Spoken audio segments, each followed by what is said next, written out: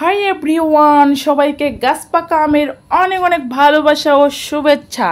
এই যে দেখতেই পাচ্ছেন, আমি গাছ পাকা আম কাটতেছি। একবারে গাছ থেকে পাকা আম পেড়ে তারপরে এগুলি কাটতেছি। এগুলি কি আম বলেন তো? এগুলি হচ্ছে রূপালি আম। রূপালি আম কাটতেছি। এগুলি কিন্তু জাস্ট অসাধারণ লাগে, অনেক মজা লাগে। এগুলি বেশি একটা পাকা খাওয়া যায় না, কিন্তু অর্ধেকটা পাকবে ওই সময় খাইতে হয়। এভাবে কেটে কেটে খাবেন, জাস্ট ওয়াও লাগবে, ওয়াও। এই যে আমি কাটতেছি, সবাই মিলে এখন খাবো। এই যে গাছ থেকে পেরে নিলাম একটু আগেই, সবাই মিলে পারলাম। পারার পর এখন এই যে কাটতেছি, কাটার পর এখন সবাই মিলে খাবো। তো আপনাদের কার কার এই রূপালি আম পছন্দ অবশ্যই সবাই বলবেন। আমার তো অনেক ভালো লাগে।